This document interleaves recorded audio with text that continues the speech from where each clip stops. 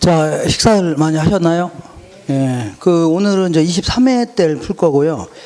22회하고 24회를 숙제를 냈는데, 지금 풀어왔어요? 안 풀어왔어요? 풀어왔어요? 이 검사해야 되는데, 이거 어떻게 검사하지, 이거? 어디 풀어봤나 확인해 봐야 되겠네.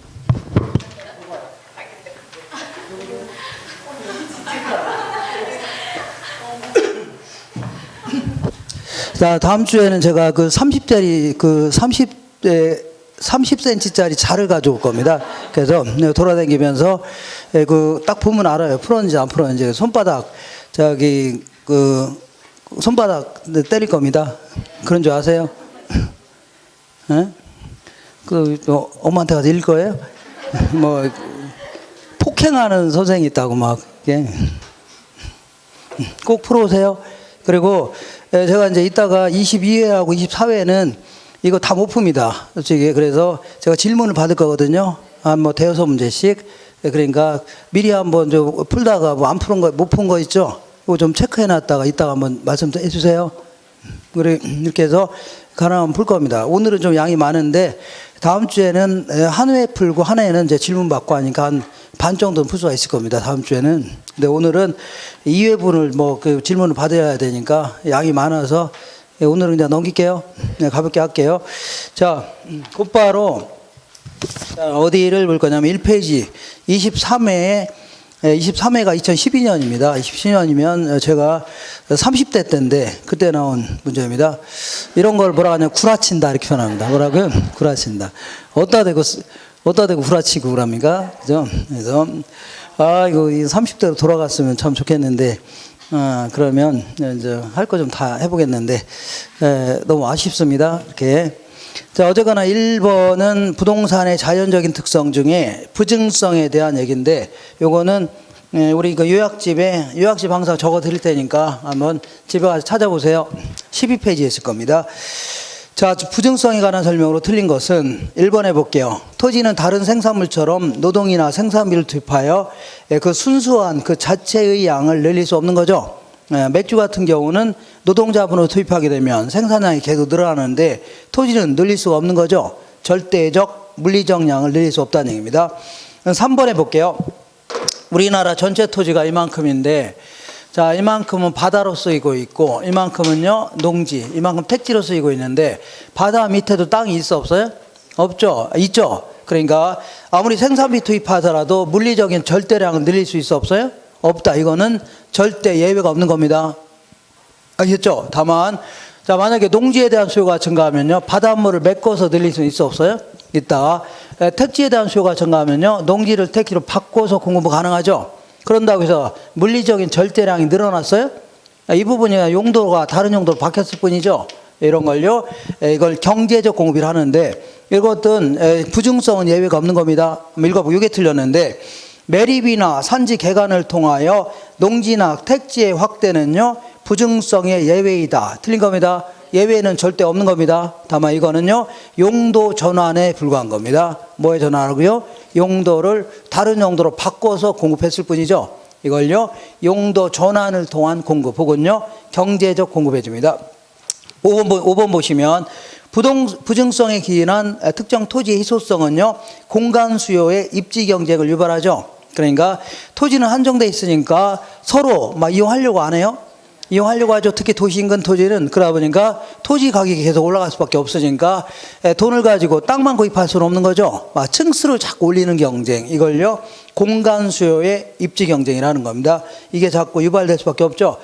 그 다음에 2번 보겠습니다. 다 부동산의 경제적 개념에 해당되지 않는 것은 요거는 이제 페이지 6페이지에 있을 겁니다. 자, 경제적 개념은요 3번에 갔더니 생소한 상품이 있다는 얘기죠.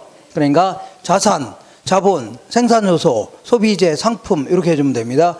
여기서 정답은 4번에 환경 있죠. 요거는 기술적 개념입니다. 기술적 개념. 다음 3번 보겠습니다. 3번도 이제 12페이지에 있을 겁니다. 12페이지. A 아파트의 인근 지역에 공원이 새롭게 조성되고 대형 아파트가 들어서서 A 아파트의 가격이 올랐다. 이걸요 외부 효과라는 겁니다. 무슨 효과라고요? 외부 효과. 이거는요 외부 효과는 뭐 때문에 하냐면 부동성과 부동성과 인접성 때문입니다. 둘 중에 하나입니다. 자, 외부 효과가 발생하는 이유는요. 예컨대 주변에 이마트가 들어온 바람에 우리 아파트 가격이 올라갈 수 있죠.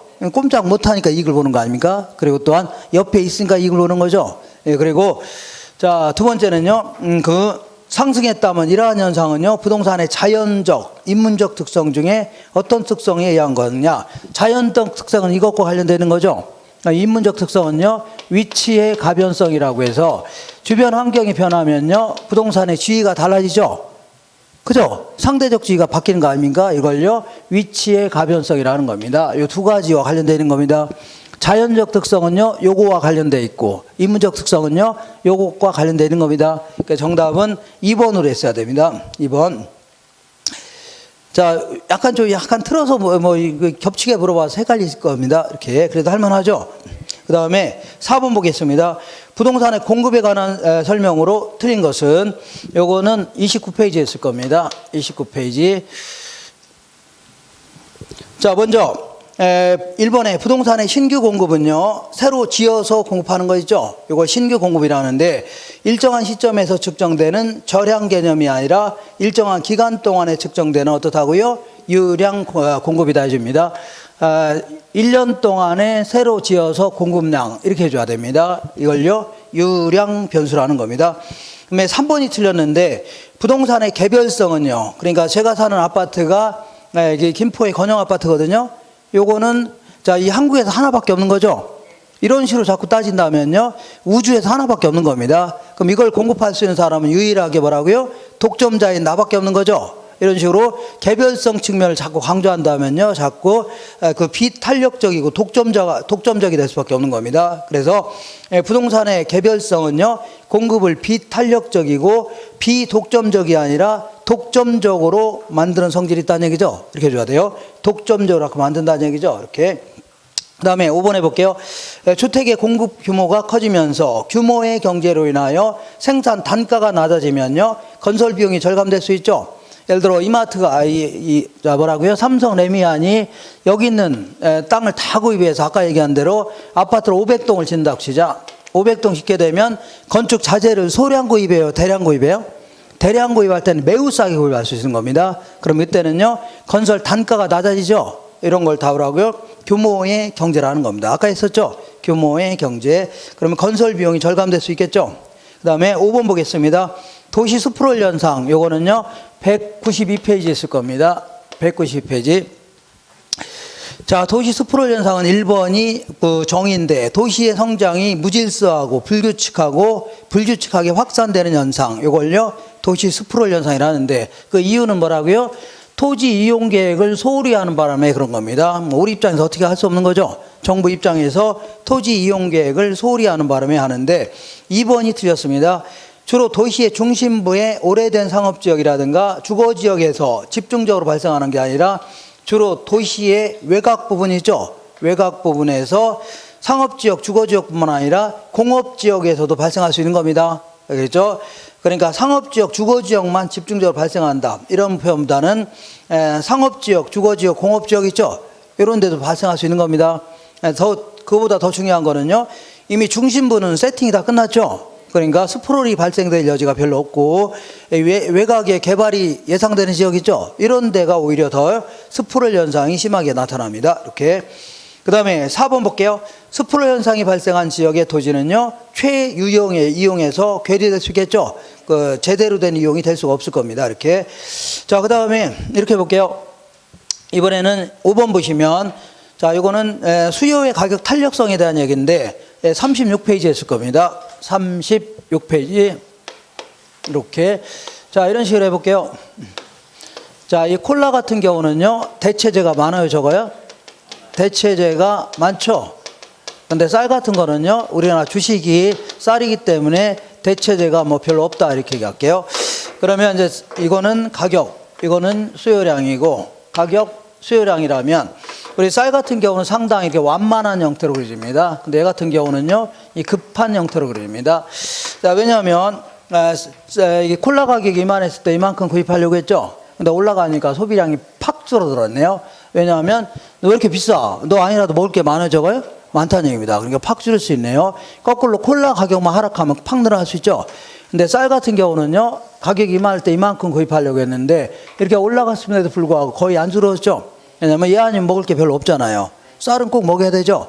그래서 올라가든 내려가든 큰 차이가 있어 없어요? 없다. 자, 지금부터 이런 형태를 뭐라고요? 탄력적이다 해줍니다. 이런 형태를 뭐라고요? 비탄력적 해줍니다. 읽어볼게요. 1번에 부동산 수요의 가격 탄력성은요, 주거용 부동산에 비하여 특정 입지 조건을 요구하는 공업용 부동산에서 더 탄력적이다. 이거 틀렸네요. 주거용 부동산에 비하여 특정 입지 조건을 요구하는 공업용 부동산에서 더 비탄력적이다 해줘야 돼요. 더 뭐라고요? 비탄력. 자, 이거는 주거용 부동산이고 얘는요, 상업용, 공업용인데 우리 주택 같은 경우 아파트 같은 걸 대체할 만한 많아요, 적어요? 전국에 널려 있는 게 아파트죠? 비슷한 것도 널려 있잖아요. 대체제가 굉장히 많습니다. 근데 어떤 공장을 대체할 만자를 찾아라. 대체제가 뭐예요? 대체제는 만족감에 큰 차이가 없다면 받고 소비할 수 있는 재화 있죠? 이걸 대체제라는 겁니다. 어떤 책에서 보면 소주하고 맥주가 대체제다. 이거 잘못된 표현입니다. 소주하고 맥주는 대체제가 될 수가 없어요. 왜냐하면 콜라하고 맥주는 전혀 별개의 술 아닙니까? 그잖아요. 그러니까 오비 맥주, 하이트 맥주 이런 거 있죠. 이런 게 대체제라 하는 겁니다. 이거 되겠죠? 이렇게 하시면 돼요. 자, 그래서 1번 틀렸고, 그러니까 상업용, 공업용이 더 비탄력적입니다. 그 다음에 3번 볼게요. 부동산의 용도 전환이 용이하면 할수록 부동산 수요의 가격 탄력성은 커진다. 자, 이거 볼게요. 요거는 이제 우리 공부한 것처럼 그린벨트 내에 있는 토지입니다. 그리고 요거는요, 일반적인 토지라고 치자. 용도가 다양한 일반적인 토지. 그러면 그린벨트에 있는 토지 가격이 하락했다고 해서 개미떼처럼 사겠다고 하지 않겠죠? 왜냐하면 이거 사봐야 쓸모가 있어 없어요? 거의 용도도 제한되어 있죠? 근데 이제 일반적인 토지는요, 하락하면 크게 늘어날 수 있죠? 그러니까 용도가 다양할수록 탄력적, 용도가 제한되면요, 비탄력적이집니다. 그 다음에 요거 볼게요. 요거는 이제 단기라고 해보자. 그리고 요거는요, 장기라고 해보자. 단기적으로 이게 임대 아파트인데 임대주택의 가격이 임대료가 올랐다고 해서 사람들은 나도 집 한 채 사야 되겠다 할 수는 없는 거죠. 왜냐하면 집 사는 건 시간이 걸려요, 안 걸려요? 꽤 걸리잖아요. 그러니까 크게 안 줄어듭니다. 근데 장기적으로 임대료가 계속 올라가는 추세다. 그러면 사람들은 상당히 많은 사람들이 나도 들어서 빚 좀 내서 아파트 사야 되겠다는 얘기죠. 임대주택의 소비량이 크게 줄을 수 있다는 얘기입니다. 그래서 정답은 1번이고 4번 볼게요. 6번에 4번. 부동산 수요의 가격 탄력성이 단기에서 장기로 갈수록요, 탄력적으로 변한다는 얘기죠. 단기에서 어디로 갈수록요? 장기로 갈수록 탄력적이다 줍니다. 그 다음에 7번은요, 거미지 모형인데, 요거는요, 50페이지에 있을 겁니다. 50페이지. 자, 거미지 모형 어쩔 수 없이 수탄수, 공탄발, 이렇게 가셔야 돼요. 수탄수, 뭐라고요? 공탄발이다. 이렇게. 자, 그래서 수요가 더 탄력적일 경우는요, 무슨 형이라고요? 수령형입니다. 공급이 더 탄력적일 경우는요, 발산형 해줍니다. 수요의 탄력성과 공급의 탄력성을 비교하니까 얘가 더 크다는 얘기죠. 이때는 뭐라고요? 수렴형 거미지 모형이 나타납니다. 수렴형. 언젠가는 균형점이 이른다는 얘기죠. 근데 공탄발 해갖고 수요의 탄력성과 공급의 탄력성을 비교하니까 얘가 더 크다는 얘기죠. 이럴 경우는 점점 균형에서 멀어집니다. 이걸요, 발산형이라는 겁니다. 무슨 형이라고요? 발산형. 이렇게. 근데 항상 기울기는 반대라고 했죠? 비율은 거꾸로 해줘야 돼요. 기울기는. 자, 기울기를 따질 때는요, 여기는, 수요 곡선의 기울기, 공급의 기울기를 비하면 얘가 거꾸로 얘가 커야 돼요. 얘도 마찬가지로 수요의 기울기, 공급의 기울기 하면 얘가 더 커야 되죠. 이렇게 거꾸로 해줘야 돼요. 이렇게 하나만 딱 중심 잡으면 됩니다. 그래서 7번의 그 박스 안에 보겠습니다. 수요의 탄력, 지금 이거 뭐냐면 문제가 7번 읽어볼게요. 거미집 이론에서 수렴형 모형이 되기 위하여 A와 B의 조건은, 자, 그리고 항상 기울기를 계산할 때도 수요 곡선의 기울기 있죠? 마이너스가 나옵니다. 뭐 나온다고요? 마이너스 나오는데 마이너스 다 무시해야 돼요. 다 무시하고 액면가인 숫자만 가지고 있죠? 마이너스 무시하시고 절대값만 가지고 따져야 됩니다. 아시겠죠? 그래서 자, 첫 번째 볼게요. 수렴형이 되기 위해서는 수요의 가격 탄력성이 뭐보다 커야 돼요? 공급의 탄력성도 커야 되죠? 그죠? 그러니까 이렇게 해야 되겠네요. 이렇게 되죠? 그 다음에 자, 두 번째, 수요 곡선의 길기하고 공급의 길기를 비교하면요. 공급의 길기가 커야 되죠? 이렇게 돼야 되겠네요. 이렇게. 그러니까 위에는 이렇게, 아래는요, 이렇게. 할 수 있나요? 재밌네요, 이거. 위에는 이렇게, 아래는요, 이렇게. 자, 재미 하나도 없네, 이거.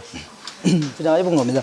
그 다음에 8번 보시면 우리나라 토지 관련 제도에 관한 설명으로 틀린 것은 요거는요, 우리 교재 104페이지에 있을 겁니다. 이거는 요약집 페이지입니다. 요약집. 자, 1번 볼게요. 토지 비축제도, 요거는 토지 은행제도를 얘기합니다. 정부 등이 토지를 매입한 후에 보유하고 있다가 적절한 때에 이를 매각하거나 공공용으로 사용하겠다는 얘기죠. 맞는 거고. 3번에 볼게요. 용도 지역지구제는요, 토지용에 수반되는 부의 외부 효과 있죠. 연탄 공장이 남한테 피해 주는 거 아닙니까? 안 되겠다. 그래서 부의 외부 효과를 제거하거나 완화시킬 목적으로 지정하는 겁니다.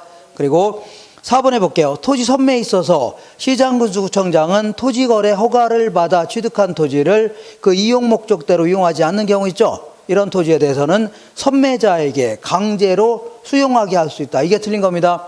강제로 수용하는 제도는 없어요. 그러니까 토지거래 허가구역에서는요, 자기가 토지를 구입할 때 어떤 용도로 쓰겠다 하면서 토지를 구입하도록 되어 있습니다. 주택 같은 경우는요, 3년 내에 주택용으로 쓰겠다 이렇게 약속해야 됩니다. 3년이 지나도록 그 주거용으로 쓰지 않고 있다는 얘기죠. 이럴 경우는요, 이행 강제금 같은 걸 부과하지 무슨 뭐 강제로 수용하고 이런 건 아닙니다. 이행 강제금의 형태로 부과하는 거지 강제로 걔들이 선매자가 막 사들이는 건 아닙니다. 수용하는 건 아니에요. 이렇게 해서 정답은 4번이 틀린 겁니다. 강제로 수용하게 할 수 있다. 요거는 잘못된 표현입니다. 수용하는 거 아니에요. 그 다음에 자, 9번 보겠습니다. 다음에 설명하는 도시 공간 구조 이론은 요거는요 71페이지에 있을 겁니다. 요거는 미국의 토지 경제학자인 호이트가 주장하였다. 딱 호이트 딱 나오는 순간에 선형 이론이라는 게 나와야 됩니다. 호이트의 선형 이론. 이렇게 해서 교통은요 결국은 교통망이 좋은 곳에 누가 입주한다고요? 고소득층 입주한다는 얘기죠. 이게 이제 가장 핵심되어 있는 내용입니다. 그래서 읽어볼게요. 호이트에 의해서 주장했는데 도시 공간 구조의 성장과 지역 분화에 있어서 자, 중심 업무지구로부터 도매라든가 경공업지대, 저급 주택지역, 중급 주택지역, 고급 주택 등이 주요 교통 노선을 따라서 쐐기형 혹은요 그 부채꼴 모양에도 상관없습니다.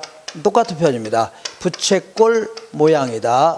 이렇게 이런 형태로 확대 배치된다는 얘기죠. 그러면서 주택 가격의 지불 능력이 그러니까 고소득층일수록 도시 주거 공간의 유형을 결정하는 중요한 요인이라는 얘기죠. 그래서 요거는 어쨌거나 호이트라는 걸 한마디 알면 풀 수 있어 없어요? 풀 수 있는 겁니다. 다만 여기서는요, 이 사람 논문을 이렇게 발표했습니다. 중심 상업지구로부터 이쪽에다가는요, 자, 뭘 그렸냐면 산업도를 그렸습니다. 미국의 1939년도에 미국의 142개 도시죠. 이거 취합해서 여기다가는요 산업도로, 여기는 올림픽대로 같은 도시와 고속도로 이렇게 그리면서 여기 산업도로를 끼고는 뭐가 입주한다고요? 도매라든가 경공업들이 입주한다 이렇게 했던 겁니다. 그리고 어디 갔어요? 이렇게 도시와 산업도를 끼고는요 고급 주택지역 있죠. 올림픽대로 이런 거 끼고는 고급 주택들이 입주하는 거 아닙니까? 그 올림픽대로 그 아파트 비싸요? 안 비싸요?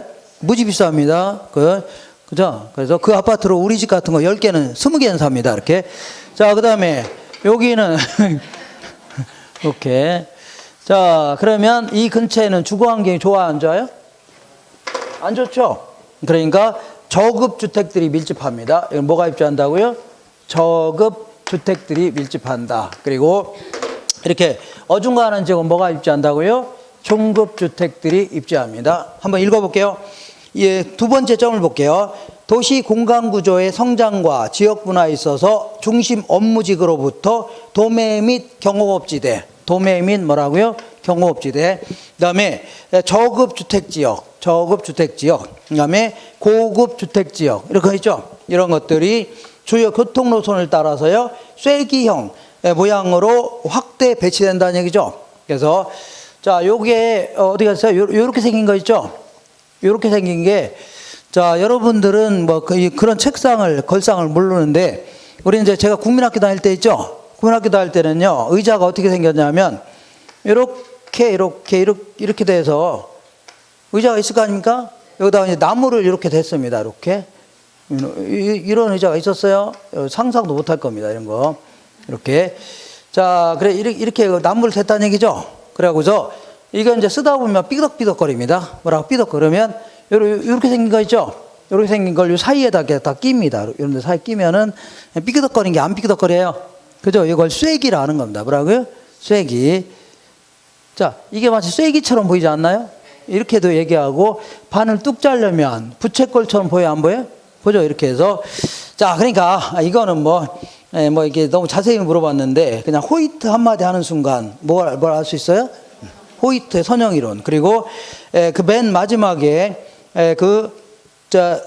그건 몰라도 되겠네요. 어쨌거나 그 주요 교통 노선을 따라 움직인다는 얘기죠. 이런 얘기만 알면 다 풀 수 있는 겁니다. 자, 너무 얘기가 길어졌네요. 호이트 하나만 딱 알면 되는데, 그죠? 가능하면 잡다한 소리 하지 마요. 이런 의자 보셨나요? 이런 의자 저기 박물관이나 가면 있습니다. 자, 의자가 이런 의자가 아니라 이렇게 나무 있잖아요. 이걸 타닥타닥 댔어요. 대갖고 이제 그런 의자입니다. 이거 어떻게 보여줘야 되나? 어떻게 보여줘? 이거 어디 다음 주에 가져올게 이거. 30cm 자하고 같이 가져올 테니까. 그래서 이게 돼 있습니다. 그래서 의자. 이거 아직도 이해가 안 가는 것 같은데 저 의자로 어디 그림을 잘 그려야 되는데. 자, 그 다음에 어디냐면 10번 보겠습니다. 공급의 가격 탄력성에 따른 수요 변화에 관한 설명으로 옳은 것은 1번하고 이거는 교재 39페이지에 있습니다. 39페이지. 자, 1번하고 2번은 똑같은 지문입니다. 똑같은. 1번 해볼게요. 공급이 가격에 대하여 지금 옳은 것을 물어보는 겁니다. 공급이 가격에 대하여 완전 탄력적이다. 그러면 완전 탄력적이면요 어떻게 그리면 돼요? 수평의 형태로 그리면 됩니다.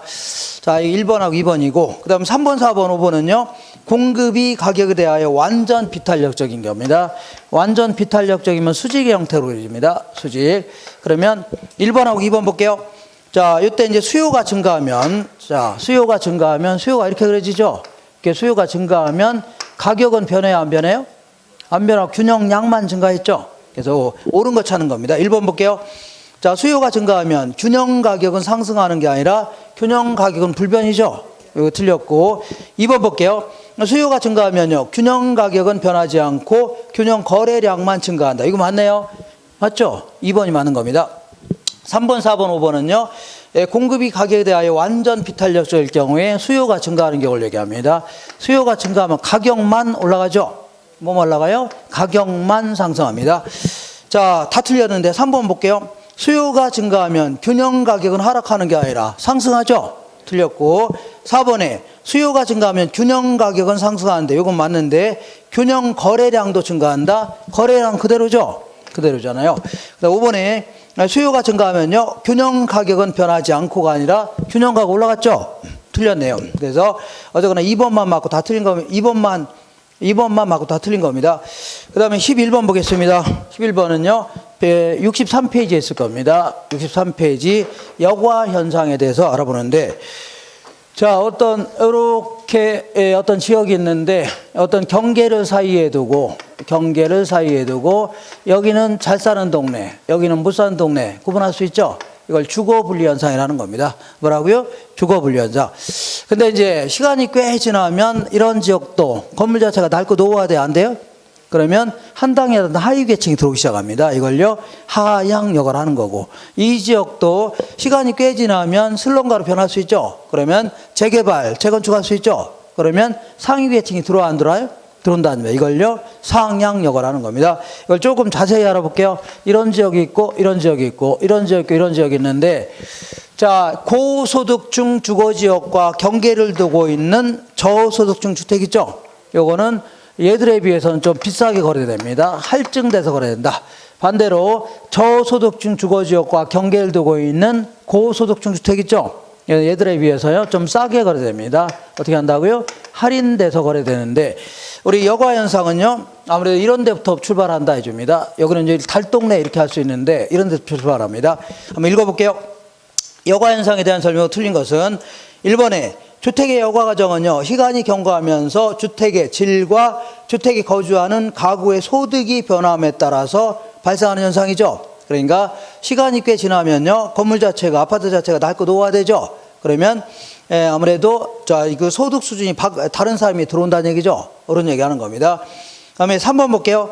주택의 상향 여가는 보통 이런 데서부터 시작하는데, 이 지역의 이 주민들의 달동네죠. 주민들의 소득을 늘려줬다고 치자. 예를 들어서 정부가 달동네 없애려고 소득 같은 거 많이 지원해주고 일자리 같은 거 많이 창출해줄 수 있죠. 젊은 사람들한테 임대료 같은 거 많이 보조해주고. 그러면 이런 사람들이 이 동네 살려고 안 살려고 해? 안 살려고 좋은 동네 이사 가려고 하죠. 그러면 그때부터는요, 공가가 생기기 시작이 안 해요? 빈집이 생기기 시작한다입니다. 그때부터는요, 자, 여기서 계량 비용은요, 재건축 비용을 얘기합니다. 그리고 재개발 비용 있죠. 그 다음에 요거는요, 계량 후에 가치 증가라는 것은요, 재건축 후에 가치 증가가 더 크다는 얘기죠. 아니, 무슨 얘기냐면, 이 달동네 극빈층들이 모여있을 때는 이분들 내보내려면 쉬워, 어려워요? 어려운데 이분들 알아서 나갔죠. 그럼 그때부터는요, 그냥 밀어버리고, 자, 재개발하는 게 훨씬 더 사회적, 경제적 측면에서 훨씬 더요, 이익이 크다는 얘기죠. 그러니까, 그럼 개량하려고 안 하려고 해? 개량하려고 하죠. 개량하려고 하니까, 그때부터는 새로운 주택이 들어와 안 들어와요? 들어오죠. 그때부터는요, 자, 돈 많은 사람이 들어오기 시작합니다. 이걸요, 상향 여가가 시작된다 해줍니다. 한번 읽어볼게요. 자, 3번 볼게요. 11번에 3번. 주택의 상향 여가는요, 낙후된 주거 지역이 재개발되어 상위 계층이 유입되는 경우 있죠. 이거 맞는 겁니다. 4번에 볼게요. 고소득층 주거지와 저소득층 주거지가 인접해 있을 경우에 경계지역 부근의 저소득층 주택은요, 할인이 아니라 할증돼서 거래됩니다. 경계지역 부근의 저소득층 주택은요, 할증돼서 거래됩니다. 자, 그리고 고소득층 주택은요, 할증이 아니라 할인돼서 거래되는 겁니다. 뭐라고요? 할인돼서 거래된다. 이렇게 해서 몇 번이고 보시면 됩니다. 그 다음에 12번 볼게요. 이거. 자, 시간 관계상 지문을 다 읽기가 좀 그러네요. 자, 거기 보시니까 12번에 요거는요, 65페이지에 있을 겁니다. 집에 가서 확인하세요. 65페이지. 자, 부동산 시장에 관한 일반적인 설명이 틀린 것은 2번에 보니까 부동산 시장에서는요, 수요와 공급이 불균형으로 인하여 단기적으로 가격 형성이 왜곡될 가능성이 높습니다. 그러니까, 자, 단기적으로 갑자기 공급을 늘릴 수 있어 없어요? 자, 아파트 같은 거 새로 지을 수는 없는 거죠, 단기적으로. 그러니까 단기적으로는요, 수요가 증가하면 가격만 폭등합니다. 수요가 감소하면요, 가격만 폭락한다는 얘기죠. 그러니까 수요 때문에 결정되는 가격, 이거를요, 균형 가격 하기는 아주 곤란하다는 얘기죠. 단기적으로는요, 이것 때문에요, 가격 왜곡 현상이 발생된다. 가격 2번 맞는 겁니다. 3번 해볼게요. 부동산 시장이 부동산 시장은요, 거래의 비공개성으로 불합리한 가격이 형성되며, 이는 비가역성과 관련되어 있는 게 아니라 개별성과 관련되어 있습니다. 이거 약간 좀 까다롭게 물어봤는데, 왜냐하면 우리 맥주 같은 경우는 전국 어디 가나 같아요, 달라요? 같죠. 근데 그걸 굳이 거래 가격도 비싸죠. 그러니까 이거를 거래 내용을 숨길 필요가 있어 없어요? 얼마에 거래인데 숨길 필요가 없죠. 근데 부동산은 같아요, 달라요, 다 다른 겁니다. 위치부터 다르고 다 다른 거 아닙니까? 그러니까 때로는요, 거래 금액도 다 다를 수 있는 거죠. 똑같은 한 평이라도. 그러니까 때로는요, 탈세 목적이라든가 아니면요, 재산의 은닉 목적 이런 것 때문에 거래 내용을 숨길 수도 있다는 얘기죠. 왜 그러냐면 다 달라서 그런 겁니다. 뭐라고요? 달라서. 개별성 때문입니다. 뭐 때문이라고요? 비가역성이 아니라 개별성 때문입니다. 4번 해볼게요. 부동산 시장은요, 외부 효과에 의하여 시장 실패가 발생할 수 있죠. 아까 연탄공장 때문에 피해를 볼 수 있어 없어요? 있다는 얘기입니다. 이거 시장 실패라는 겁니다. 그 다음에 13번 볼게요. 자, 13번은요, 우리, 뭐냐면, 허프의 모델인데, 요거는 78페이지에 있을 겁니다. 페이지 뭐라고요? 78페이지. 자, 이거는 이 내용을 알고 있으면 박스에 대고 바로 할 수 있는데, 여기서는 그래도 설명의 편의상. 자, 다음 편은 어떤 시장 지역 내 거주지 A에서 소비자가 이용하는 쇼핑센터까지의 거리와 규모를 표시한 것입니다. 자, 그러니까 거주지 A 지역이 있는데, A 지역이 있는데, 여기. 자, 쇼핑센터까지 자, 표시한 겁니다. 현재 거주지 A 지역의 인구가 1000명이랍니다. 여기 이제 1000명이 살고 있대요. 1000명.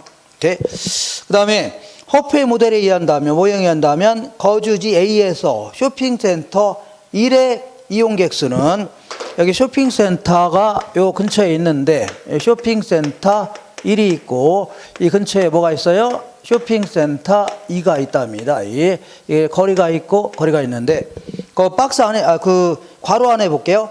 단 공간 마찰 계수는 얼마라고요? 2랍니다. 그리고 소요 시간과 거리는 비례한다는 얘기죠. 그러니까 소요 시간이 길수록 거리도 길다는 얘기죠. 소요 시간이 가까우면요, 거리도 가깝다는 얘기입니다. 그러니까 그냥 소요 시간을 거리로 해주면 돼요. 이렇게. 그러니까 거리로 해도 상관없는 겁니다. 그러면 쇼핑센터 1의 면적은 1000제곱미터네요. 어디 갔어요? 얘는 몇 제곱미터라고요? 1000제곱미터. 그러니까 얘는 몇 제곱미터라고요? 얘도 1000제곱미터네요. 1000제곱미터. 아이고. 자, 그리고 거리하고 그 다음에 경과 시간은 똑같다고 했죠? 비례한다고 했죠? 그러니까 그냥 5km에도 상관없습니다. 여긴 몇 킬로미터라고요? 5km. 여기는 몇 킬로미터라고요? 10분 걸리니까 10km도 상관없어요. 어차피 비율로 하는 거니까 똑같습니다. 그러면 이런 문제가 나오면 어떻게 하라고요? 먼저, 자, 이거 굳이 한번 써볼게요. 쇼핑센터 1이 당기는 힘이 있죠? 얘를 당기는 힘은요, 매장의 크기에는 비례해요? 안 비례해요? 비례하죠. 그리고 거리에는 반비례하는데, 마찰계수 2라고 했죠? 여기다 2를 집어넣어야 돼요. 그 다음에 이번엔 쇼핑센터 2가 당기는 힘을 계산해 볼게요. 얘가 얘를 당기려면요, 매장의 크기에는 비례하죠. 그 다음에 거리에는 반비례하는데, 이것도 말이 없으면 제곱입니다. 별 말이 없으면 똑같이 마찰계수는 똑같다고 보셔야 돼요. 그러면 요 계산하면 이건 5, 25에서 이거 40이 되겠네요. 얼마라고요? 40. 그 다음에 요거는요, 100이죠? 1000 나누기 100 하면 10이 되겠네요. 그러니까 두 개 그러면 쇼핑센터 1로 갈 확률을 계산해라. 확률을 계산하라. 그러면 얘가 당기는 힘이 40이라면 얘가 당기는 힘이 얼마라고? 10이라는 얘기죠? 그럼 두 개 합치면 얼마라고요? 50이죠, 50. 50분의 40 해주면 돼요. 이거는 0.8이니까 80%가 되겠네요. 몇 프로라고요? 80%. 그러니까 여기 있는 사람 중 몇 명 정도라고요? 80%니까 800명 정도 가겠네요. 800명. 800명이 정답입니다. 800이요. 근데 이거를 누차 얘기하지만 이런 식으로 풀고 앉았으면 내년에도 한다고 했죠? 이렇게 풀 필요 있어 없어요? 이거 다 지울게요. 이건 이제 박스 볼 줄 알면 금방 합니다. 무조건 이거 나오면요, 1000 나누기 5에 제곱하면 40이죠? 그 다음에 1000 나누기 10에 제곱하면 100이죠? 10이죠? 두 개 합치면 얼마라고요? 50분에 40하면 바로 80% 아닙니까? 80% 간다. 이렇게 해서 800명 바로 답하면 돼요. 물론 이제 이 박스가 되고 바로 할 수도 있어요. 연습만 잘 하시면 하면 됩니다. 자, 그 다음에, 자, 그 다음에 14번은 우리 91페이지에 있을 겁니다. 91페이지에. 우리 채소 같은 경우는요, 입찰 지적선이 이렇게 그려지죠? 채소 있죠, 채소. 얘는, 자, 동시범 모델에서, 자, 얘는 조금만 밖에 나가면 수송비가 팍 떠들어가죠? 이렇게 그려집니다. 근데 버터나 치즈 같은 거 이렇게 그려지죠? 요거 했는데, 그죠? 그러니까 안쪽은 뭐가 입주한다고요? 채소나 과일. 바깥쪽은요? 버터나 치즈. 그래서 요걸 입찰지적선이 있는데, 이거는 지대를 반영하지 않은 순이익이 있죠? 순이익을 그린 거죠? 이게 바로 입찰지대라는 겁니다. 무슨 지대라고요? 입찰지대인데, 이게 결국 뭐라고요? 입찰에 붙었을 때 이만큼 정도는 최대한 지불할 용의가 있어 없어요? 최대한 지불할 용의가 있는 가격이죠? 이렇게 최대한 지불할 용의가 있는 가격. 이거 뭐라고요? 입찰지대인데, 우리 이제 알론소라는 사람은요, 별명이 뭐냐면 알르니소입니다. 뭔 소라고요? 알린소인데, 이 사람은요, TNN의 이론을 어디에다 적용했다고요? 도시토지로 응용해 봤는데, 우리 상업용 같은 경우는 아까 어떻게 그려져요? 이렇게 상당히 급한 형태로 그려집니다. 이거 아까 했었는데. 그 다음에, 이거 왜 오늘 아침에 안 나오셨어요? 예? 애기가 아팠다고요? 어떻게 하죠, 근데? 얘기해서. 그 다음에 공업용 같은 거는 이렇게 그려집니다. 아까 했었죠? 주거용 같은 경우는요, 이렇게 그려집니다. 이렇게. 그죠? 그러면 결국은 요걸 사이에 두고 여기는 누가 입주한다고요? 상업용. 요건 뭐가 입주해요? 주거용. 여기는 누가 입주해요? 공업용. 이런 거 했었는데, 자, 읽어볼게요. 14번.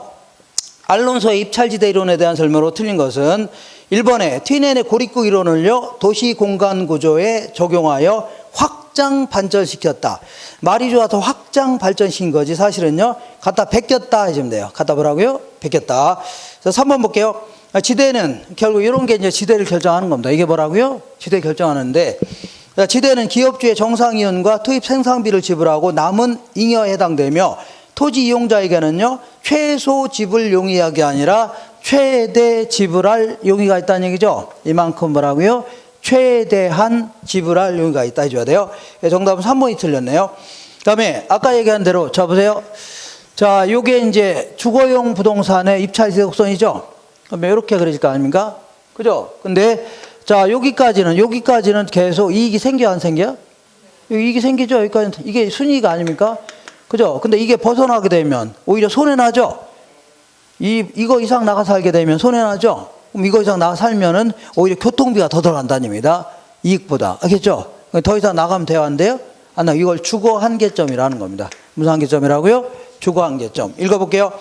5번에 교통비 부담이 너무 커서 도시민이 거주하려고 하지 않는 한계 지점이 있죠? 읽어보라고요. 도시의 주거 한계점이 되는 겁니다. 도시의 뭐라고요?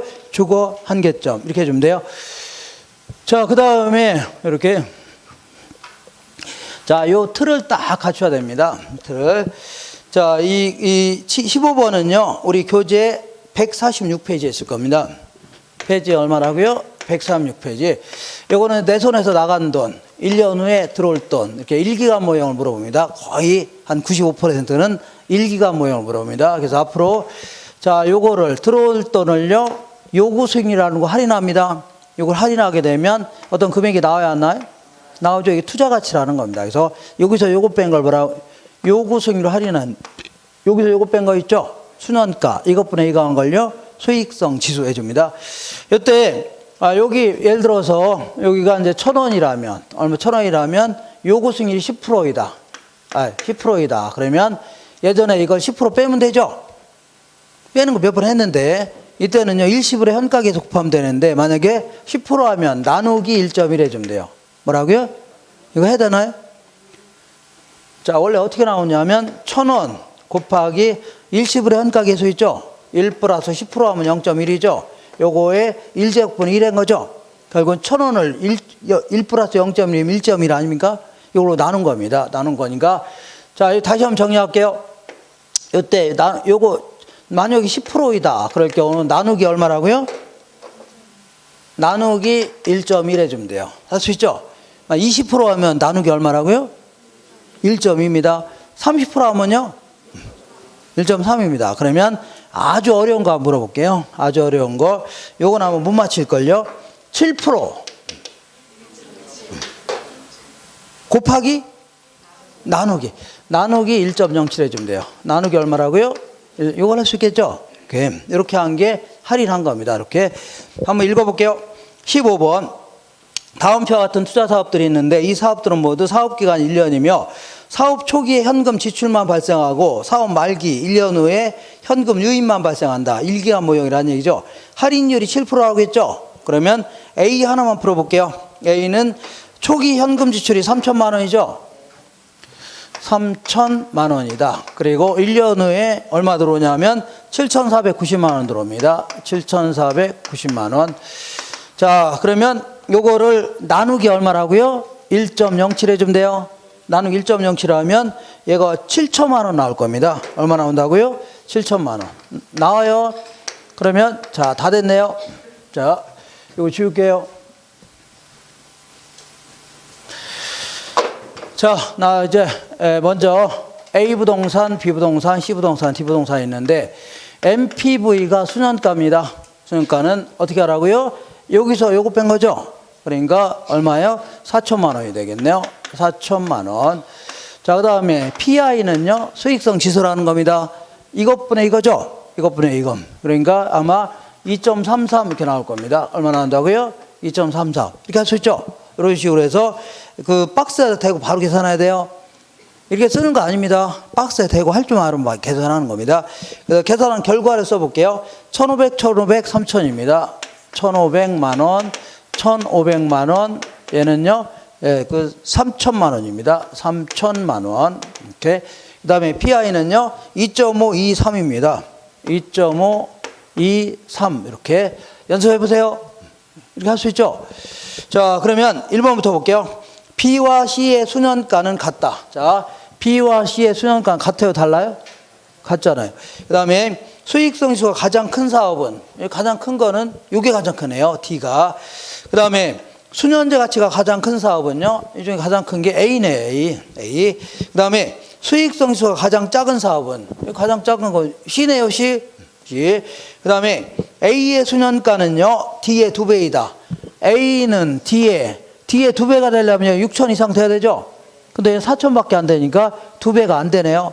2배 되진 건 잘못된 거죠? 자, A의 수년가는 D의 2배가 아니라 뭐 1.5배밖에 안 되겠네요. 몇 배라고요? 1.5배, 2배는 안 됩니다. 그러니까 5번이 틀렸습니다. 5번 틀렸죠? 그 다음에, 자, 16번 보겠습니다. 임대주택 정책에 관한 설명으로 틀린 것은, 요거는 112페이지에 있을 겁니다. 110페이지. 자, 먼저 정부가 임대료 상승을 준용 가격 이하로 규제하면 단기적으로, 자, 아까 얘기한 대로 볼게요. 여기가 20평 기준으로 해서 50만 원인데, 이게 너무 비싸요, 안 비싸요?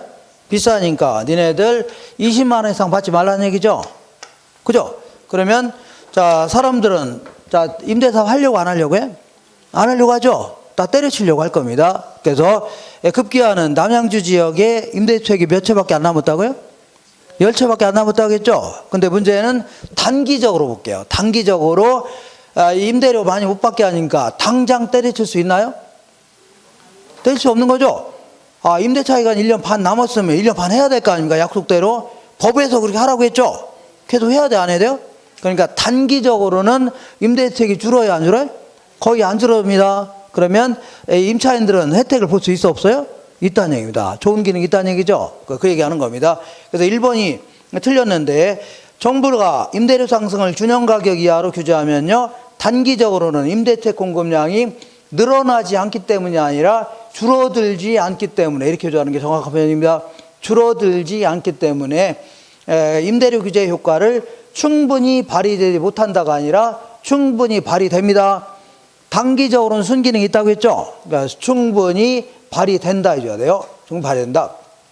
2번 볼게요. 자, 정부가 임대료 상승을 준용 가격 이하로 규제하면요, 장기적으로는 기존 임대주택이 다른 용도로 전환되죠? 그죠? 원룸을 모텔로 바꾸려고 하죠? 다른 상가로 바꾸려고. 그래서 결국은요, 임대주택의 공급량이 점점 감소하죠? 감소합니다. 4번 해볼게요. 정부가 임차인에게 임대료를 직접 보조해주게 되면, 자, 임대료를 직접 보조해주게 되면 소비자들한테, 자, 그러면 단기적 효과, 이거는요, 장기적 효과인데, 아까 했었는데, 그러면 아까 대체 효과, 소득 효과 이런 거 있죠? 이런 것 때문에 임대주택에 대한 수요가 증가해요, 감소해요? 증가합니다. 그런데 갑자기 공급량을 늘릴 수 있어, 없어요? 없죠. 그러니까 임대료가 갑자기 올라갈 수 있겠네요. 임대료가 올라가죠. 그러면 30만 원 지원해줬더니 고스란히 임대료가 올랐어, 안 올랐어요? 오른 거 결국은요, 임대료 인상의 효과를, 임대료 보조 효과를 다 임대인들이 가져갑니다. 임대인들이 초과인 얻어가는 겁니다. 누가 가져간다고요? 아까 했었는데. 근데 문제는 장기적으로 볼게요. 초과인은 장기적으로는 임대료가 이렇게 좋아졌어, 안 좋아졌어요? 좋아지니까 어떤, 자, 그 정년퇴직자가, 자, 나도 이번에 정년퇴직하면 아파트 5채 구입해서 임대사업이나 해야 되겠다는 사람이 생겨, 안 생겨? 생기죠? 원룸이나 지어서 임대사업 하겠다는 얘기죠? 그래서 장기적으로 공급이 증가하기 시작합니다. 뭐가 증가해요? 공급이 증가하면 시장에 아파트가 많아져, 적어져, 임대아파트가? 임대주택이 많아지죠? 그럼 임대료가 올라가요, 떨어져요? 임대 다시 떨어지죠? 결국은 임대료는 올라갔다 다시 내려왔죠? 임대인의 초과는 없어지고 결국은요, 임차인들이 혜택을 보는 겁니다. 세입자가 혜택을 보는 거죠. 그렇게 되는 겁니다. 자, 그래서 다시 읽어볼게요. 16번에 4번. 정부가 임차인들에게 임대료를 직접 보조해 주게 되면 단기적으로는 시장 임대료가 상승하지만 장기적으로는 시장 임대료가 다 낮아지죠. 단기적으로는 올라가는데 장기적으로는요 내려갑니다. 내려가요. 자, 그 다음에 17번 보겠습니다. 부동산 시장의 경기 변동에 대한 설명으로 틀린 것은 요거는요 47페이지에 있을 겁니다. 몇 페이지라고요? 47페이지인데 이렇게 보겠습니다. 경기가 좋아졌다 나빠졌다를 반복한다는 얘기죠. 여기 이제 17에서 한 18년 걸린다 해줍니다. 이렇게 한 다음에 자, 경기가 가장 좋아졌다 나빠지는 시기 요걸요 후퇴 국면이다 이렇게 합니다. 가장 안 좋은 시기를요 하향 시장이다 이렇게 합니다. 바닥지고 좋아진 시기를요 회복 시장이다. 가장 좋은 시기를요 상향 시장이다 해줍니다. 자, 그러면 자 17번 볼게요. 자 이거는 자 거래 사례 비교법이라는 게 뭐냐면 이렇게 이 부동산의 이 가치를 평가하려고 하는데 이 대상 부동산 최근에 거래했던 사례 있죠? 최근에 뭐 거래했던 사례 있죠? 요거의 차이점을 수정하겠다 그런 얘기입니다. 이걸요 거래 사례 비교법이라는데 자 이때 17번에 2번 볼게요. 상향시장에서는 직전 국면의 거래 사례 가격은 자 이게 상향시장이죠? 직전 국면 요거 아닙니까? 요때 거래했던 가격들은 다 뭐라고요? 하한가가 일반적입니다. 낮은 가격이죠? 그래서 직전 회복 국면에서 거래했던 가격은 다 뭐라고요? 하한가다 이렇게 줘야 돼요. 알겠죠? 낮았던 가격에서 출발해서 올라가는 거 있죠? 반영해야 됩니다. 2번이 틀렸는데 상향시장에서 직전 국면의 거래 사례 가격은요 현재 시점에서 새로운 거래 가격의 상한이 아니라 뭐라고요? 하한이 되는 경우에 해줘야 돼요. 3번도 똑같은 얘기인데 회복시장에서는요 직전 국면의 저점에 이건 딱 집어서 직전 국면의 저점이라고 했죠. 그러면 회복 국면에서 직전 국면의 저점 요겁니다. 요때는 하한가 아닙니까? 무슨 가라고요? 하한가. 그래서 직전 국면의 저점의 거래 사례 가격은요 현재 시점에서 새로운 거래 가격의 하한이죠. 가장 낮은 가격이 아닙니까? 하한이 되는 경향이 있다. 5번 한 번 더 해볼게요. 하향 시장에서는 직전 국면의 거래 사례 가격은 자 하향 시장이 어디 요거죠? 직전 국면은 요거 아닙니까? 직전 국면에서 거래 사례는 다 뭐라고요? 상한가가 되는 겁니다. 뭔가라고요? 상한가. 자, 읽어볼게요. 하향 시장에서 직전 국면의 거래 사례 가격은요 현재 시점에 새로운 거래 가격에 상한이 되는 경향이 있다는 얘기죠. 이렇게. 나 18번 보겠습니다. 18번은요 부동산 조세에 대한 설명인데 지울게요. 요거는 자 120페이지에 있을 겁니다. 120페이지 이렇게. 자, 부동산 조세에 관한 설명으로 틀린 것은 이번에 부동산 조세는요 부동산 자원을 재배분하는 도구로 쓰이죠. 그러니까 이 고소득층들한테는 세금 많이 걷고 이렇게 하고 이걸 가지고 아까 얘기한 공공임대아파트 같은 거 짓게 되면요 자원을 재배분해주는 도구로 사용됩니다. 그 다음에 이거는 항상 자, 이건 뭐 설명하기 좀 시간이 걸리니까 무조건요 누가 더 세부담이 크다는 얘기죠. 이거는 상대적으로 비탄력적인 쪽에서 어떤 쪽이라고요? 비탄력적인 쪽에서 세부담이 크다는 얘기죠. 요것만 딱 기억하시면 돼요. 자, 비탄력적이라는 얘기는 임대를 올리더라도 소비자 입장에 갈 데가 없다든가 아니면 공급자는요 임대를 올리면 공급량을 늘리고 싶은데 못 늘린다든가 이런 거 있죠. 이게 누가 더 비탄력적이냐 여기에 따라서 세부담이 달라지는 겁니다. 그래서 자, 그리고 비탄력적이라는 얘기는 1보다 작다는 얘기죠. 탄력성이 작다 해줍니다. 근데 탄력적이라는 얘기는요 1보다 크죠. 탄력도가 크다 해줍니다. 자, 그래서 4번 볼게요. 조세부과는요 수요자와 공급자 모두에게 세금을 부담하게 하나 상대적으로 가격 탄력성이 낮은 쪽 밑줄 쳐볼게요. 가격 탄력성이 낮은 쪽 요걸요 비탄력적이라는 겁니다. 비탄력적인 쪽에서 세부담을 더 많이 부담하게 한다는 얘기죠. 세부담을 더 많이 부담하는 겁니다. 그 다음에 우리 절세는요 합법적으로 세금을 줄이는 행위입니다. 우리 이제 세법을 잘 알게 되면요 뭐 공제받을 거 많이 받고 이렇게 할 수 있죠. 이렇게 이걸 절세 전략이라는 겁니다. 그리고 조세 회피와 탈세는요 불법적으로 세금을 줄이는 행위다. 자, 이게 좀 어렵게 물어봤는데 탈세는 분명히요 불법적으로 세금을 줄이는 거 맞습니다. 그죠? 탈세는 불법적으로 뭐 장부를 조작한다든가 있죠. 다요 불법적으로 세금을 덜 내려고 하는 겁니다. 근데 조세 회피 있죠. 조세 회피라는 것은 요거는 자 불법은 아닙니다. 뭔 아니라고요? 불법은 아니에요. 불법 아니에요. 이거는 예를 들어서 자 어떤 나라가 뭐 법인세율이 굉장히 낮답니다. 세금 굉장히 낮게 부과한다는 얘기죠. 그럼 그쪽을 본사로 옮기는 겁니다. 일종의 페이퍼 컴퍼니 같은 거 두죠. 그럼 세금을 굉장히 덜 낼 수 있는 효과가 나타날 수 있습니다. 이런 게 일종의 뭐라고요? 사회적으로 지탄은 받을 수 있을지언정 불법은 아닙니다. 알겠나요? 이런 걸 뭐라고요? 조세 회피라는 겁니다. 뭐라고요? 조세 회피. 그러니까 이거는 불법은 아닙니다. 그래서 요게 틀린 겁니다. 요거 뭐 다른 거 그래도 뭐 1번, 2번, 3번, 4번 다 쉬운 얘기라 5번을 다 맞췄습니다. 사람들이 이 당시에 제가 30대 때 그때 다 맞췄습니다. 이렇게. 자, 그다음에 19번 보겠습니다. 도시 지역의 토지 가격이 정상 가격이 초과하여 급격히 상승한 경우에 발생할 수 있는 현상이 아닌 것은 자, 그래서 요거는 여기 지워도 되죠?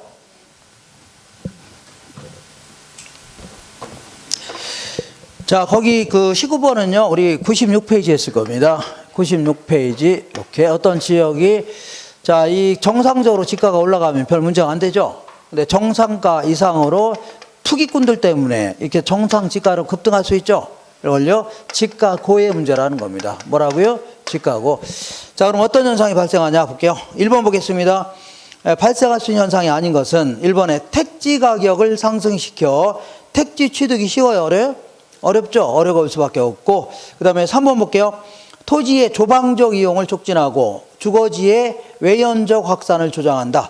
자, 이렇게 토지 가격이 이렇게 급등하면 자, 이거 어떻게 해요? 아무래도 땅을 잔뜩 구입해요. 건물 같은 거 많이 지으려고요? 아, 땅은 너무 비싸니까 땅 조금만 구입하고 층수를 올리려고 하죠. 이런 거를 집약적 이용이라는 겁니다. 그러니까 토지의 조방적 이용이 아니라 집약적 이용을 촉진하고 주거지의 외연적 확산을 초래할 수 있죠. 그러니까 사람들은 도심 쪽은 너무 비싸요, 안 비싸요? 비싸니까 외곽에 나가 살려고 하니까 자꾸 외연적 확산을 조장할 수 있죠. 자꾸 밖으로 나가려고 한다 그런 얘기입니다. 4번 해볼게요. 그리고 이렇게 그 땅이 너무 가격이 비싸요, 싸요? 땅이 너무 비싸죠. 그러니까 땅은 조금 구입해서 자꾸 땅 구입하는데 돈을 다 쓰고 나니까 건물 지을 돈이 많아요, 적어요? 적으니까 그냥 싸구려 자재 갖다 지을 가능성이 높아집니다. 뭐라고요? 싸구려 자재. 그래서 주택의 질이 많이 떨어질 가능성이 높아집니다. 읽어볼게요. 4번. 한정된 사업비 중에 택지비의 비중이 높아져서 상대적으로 건축비의 비중이 줄어들기 때문에 주택의 성능이 저하될 우려가 있죠. 질이 떨어질 우려가 있다는 얘기입니다. 그 다음에 20번 보겠습니다. 20번은요. 자, 우리 교재는 아마 150페이지에 있을 겁니다.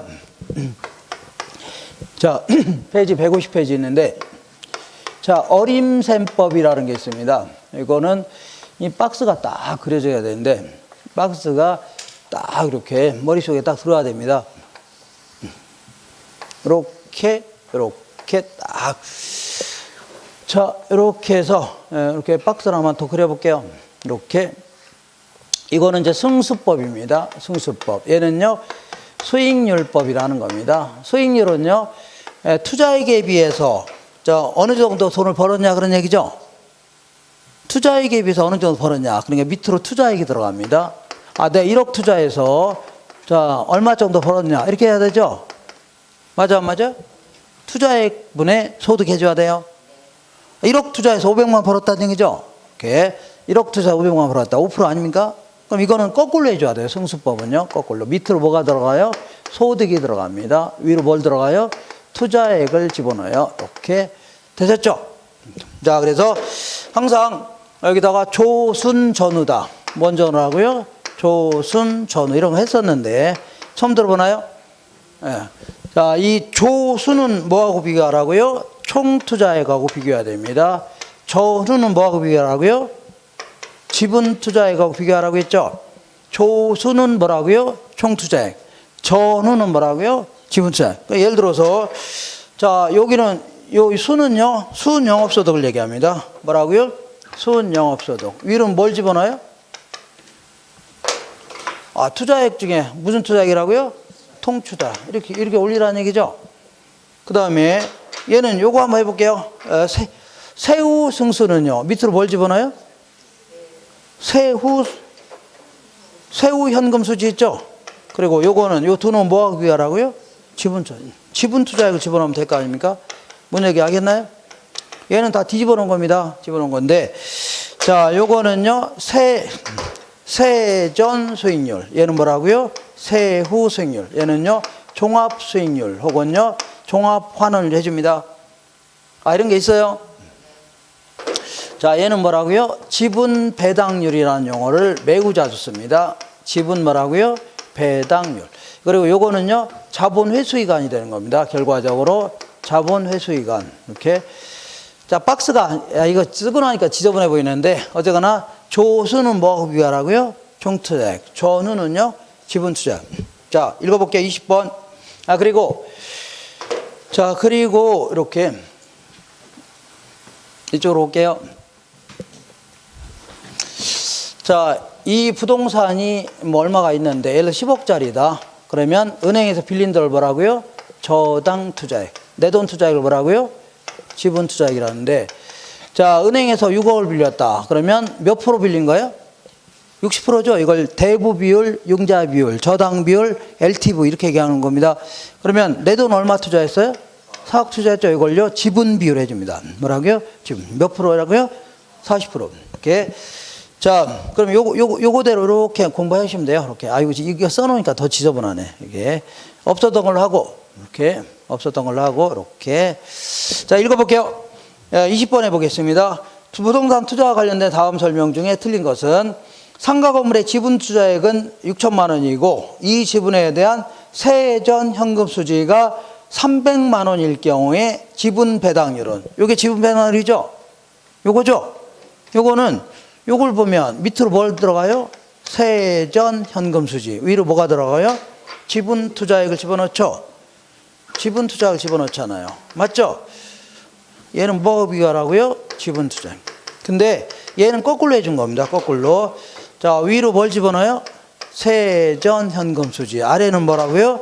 지분 투자액 집어넣어야 됩니다. 이렇게. 자, 계산해 볼게요. 거기 지분 투자액이 6천만 원이고, 이게 얼마라고요? 6천만 원이고, 세전 현금 수지가 300만 원이랍니다. 300만 원이면요, 요거는 아마 5% 맞을 겁니다. 5% 맞아요. 이렇게 0.05 나오니까. 자, 2번 볼게요. 자, 상가 건물을 구입하기 위하여 자기 자본 8억과 이외에 은행에서 4억을 대출받았을 때 부채 비율은요. 자, 어디 갔어요? 요거 볼게요. 자, 다시 보면 거기 보니까 어디 갔냐면 상가 건물 구입하기 위하여 자기 자본 8억, 은행에서 4억 빌렸답니다. 내 돈 얼마라고요? 8억. 은행에서 얼마 빌렸어요? 4억 빌렸대요. 그럼 총 투자액이 얼마라고요? 12억이 되겠네요. 맞아요, 맞아요? 자, 이때, 자, 대부 비율, 대출 비율을 하면요, 12분의 4입니다. 근데 12분의 4죠? 근데 부채 비율은 다른 겁니다. 다른 건 다 같은데, 부채 비율은요, 지분 투자액분의 저당 투자액이에요. 뭐라고요? 지분 투자액분의 저당 투자액. 그러니까, 부채 비율은 얼마라고요? 8억분의 4억입니다. 8억분은 얼마라고요? 4억. 그러면, 50%네요. 몇 프로라고요? 50%. 부채 비율은 다른 겁니다. 자자자, 이거 부동산 가치분의 대출액이 차지한 비율 있죠? 이거를 대부 비율, 융자 비율, 대출 비율, 담보 인정 비율 다 똑같은 겁니다. 다만 부채 비율은요, 이것분의 이겁니다. 뭐라고요? 이거. 자, 가서 집에 가서 확인하세요. 자, 그래서 2번은 50% 맞네요. 3번 볼게요. 순 영업소득이 2,100만 원이고 총 투자액이 3억일 경우에 여기서 말한 자본 환원율이죠. 요거는요, 종합 환원율을 얘기합니다. 아, 문제 제시상 이렇게 될 수밖에 없어요. 종합 환원율을 얘기합니다. 종합 환원율. 그러니까 종합 환원율은 요거죠. 얘는요, 자, 굳이 뭐 한다면 얘는 밑으로 순 영업소득 들어가죠. 그죠? 그리고 위에 무슨 투자액이라고요? 아, 총 투자액과 비교하라고 했죠? 근데 얘는 뒤집어 놓은 겁니다. 자, 위로 뭘 집어넣어요? 순영업소득. 밑으로 뭘 집어넣어요? 총 투자액을 집어넣습니다. 아, 이렇게 하니까 복잡해 보이네요. 어쨌거나, 자, 총 투자액이 얼마라고요? 자, 3억이죠? 3억. 그 다음에 순영업소득은 얼마예요? 2,100만 원이죠? 2,100만 원. 이렇게. 자, 그럼 계산하면 됩니다. 계산하면요. 요거는 맞을 겁니다. 7% 맞아요. 뭐라고요? 7% 딱 맞습니다. 그 다음에 4번 볼게요. 4번은 아파트 구입에 필요한 총액은 4억인데 은행에서 자 1억을 대출받았답니다. 그러면 자기자본 비율을 다른 말로 지분 비율 해줍니다. 뭐라고요? 지분 비율이다. 자 그러면 네, 볼게요. 자 아파트 구입에 필요한 금액이 4억인데 은행에서 1억 빌렸죠? 이게 4억인데 은행에서 얼마 빌렸어요? 은행 1억 빌렸죠? 그럼 내 돈 얼마 투자할게요? 얼마 투자? 3억 투자했죠? 그러면 저당 비율은요 4분의 1입니다.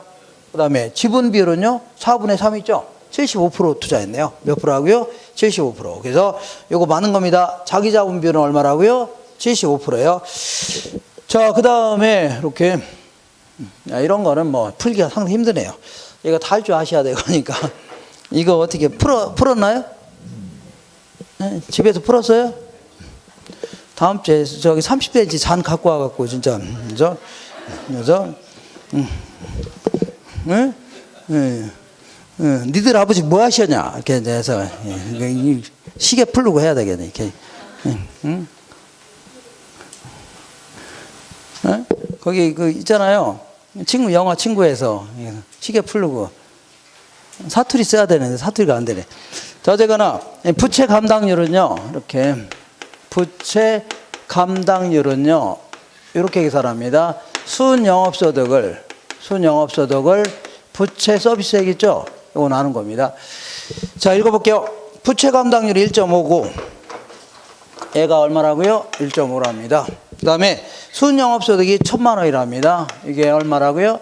1,000만 원이면 자, 이때 부동산을 담보로 차입할 수 있는 최대 부채 서비스액은 요거 계산하면 되겠죠? 요게 이제 최대 부채 서비스액입니다. 요거보다 내려가야 이게 올라가는 겁니다. 그러니까 요거 계산하면 이때는요, 이런 문제 나오면요, 무조건 얘를 여기 나누면 돼요. 요걸 나누면 돼요. 그러면 얼마나 하면 666만 667원 나올 겁니다. 자, 666만 600 이렇게 나올 겁니다.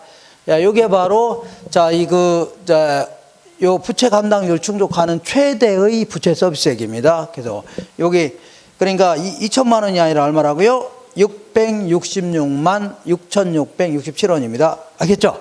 이렇게 해서 자, 요건 상당히 어렵네요. 이거 다 할 줄 아시니까 좀 어렵죠? 그래서 21번부터 잠깐 쉬었다 하겠습니다.